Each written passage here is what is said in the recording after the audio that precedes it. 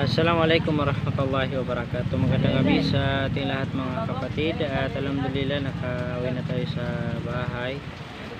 At sa palengke tayo. Pabanda ko na tayo ng pwesto. So yung bahay pala dito sa may Araneta ay wala na. Wala ng tubig. Pwede na makadaan ng mga motor, mga sasakyan. Pero yung tuloy-tuloy pa rin yung meron pa rin ulan, pero hindi naman masyado malakas. Kaya sana ay tuloy-tuloy na to, at mawawalan natin siya. So alhamdulillah mga kapatid, at pauwi na tayo sa bahay. May tayo ng palengke at bumili ng ulam. So pa rin, umulan-ulan pa rin dito sa amin sa QC. So nga tayo palagi, kailangan laging alerto.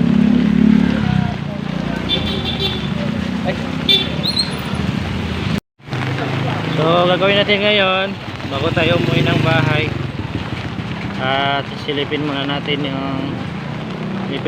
ang Araneta, kung ano yung status, dahil kaninang duman ako doon wala nang bahay. Silipin natin ngayon muna natin para maka-update tayo.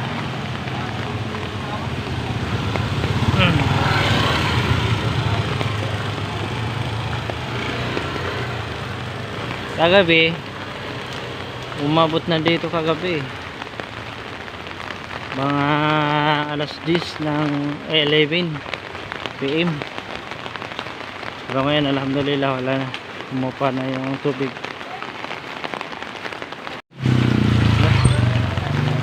Wala pa lang ilaw dito, banda.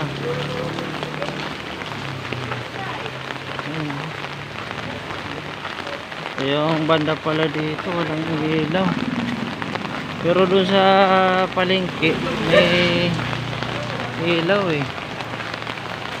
Wow, pala yung mga taga dito. Yan o, walang mga ilaw eh. Inabot kasi dito kagabi, kaya siguro walang ilaw yung nanda dito. Try natin tignan na dito. Pero sa kabila mayroon. Yan yun dito, may ilaw dito. Yan o. Okay, ando. Pero dito, meron din.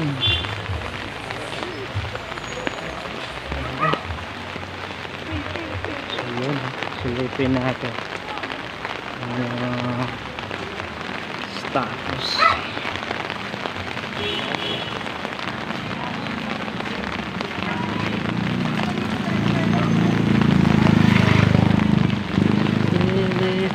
Daming basura.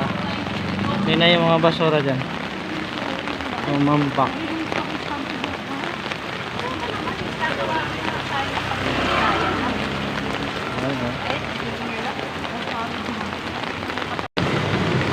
Wala na.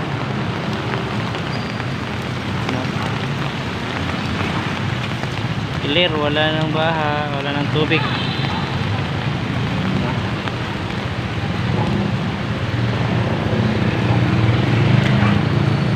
Ayan, so alhamdulillah dahil umupa na yung tubig dito,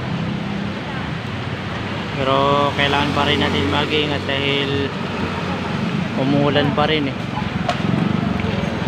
Ayan.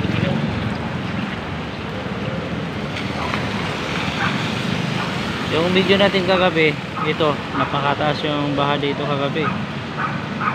May mga basura na iniwan ng baha.